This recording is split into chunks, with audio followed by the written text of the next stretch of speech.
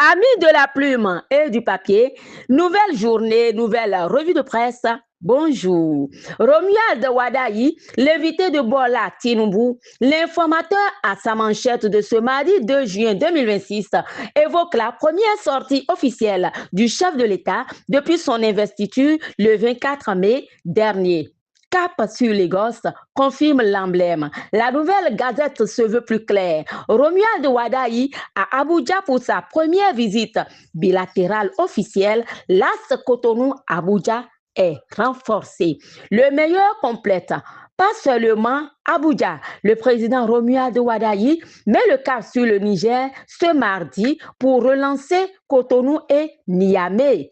L'intégration économique et industrielle était au cœur des échanges entre Wadayi et Tinubu, dévoile le meilleur. Et puis, la boussole va t'écrire. Abuja, Wadayi enchaîne Ouagadougou, Niamey et Abidjan. Le président multiplie les initiatives diplomatiques en direction des pays de la sous-région, informe la boussole.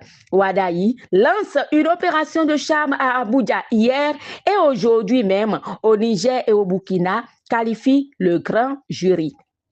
Wadayi à Niamey, c'est pour amorcer la décryptation, révèle Matin Libre. L'emblème pense que Wadayi est à la conquête du Sahel.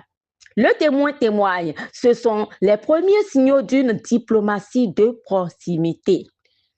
Actualité, entre déception et loyauté au premier gouvernement du septennat, UPR, Union progressiste, le renouveau et Bloc républicain, le BR, sont appelés à resserrer davantage les rangs.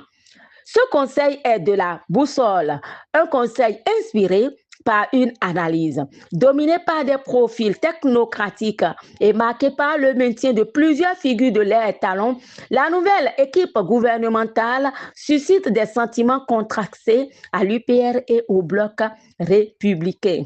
Amis de la plume et du papier, une interview dans First Info.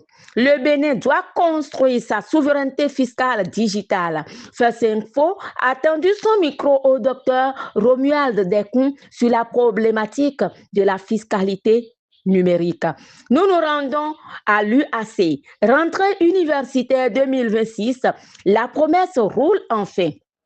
Le mot roule à la manchette de l'emblème est mis pour les nouveaux bus mis à la disposition des étudiants et dont l'emblème a les images des bus flambant neufs. L'actualité, c'est toujours la journée nationale de l'arbre. Les parlementaires étaient au chevet du reboisement, informe l'emblème. Le Bénin place plutôt sa jeunesse au cœur de la réponse face aux défis du changement climatique, rapporte un autre journal, Le Meilleur.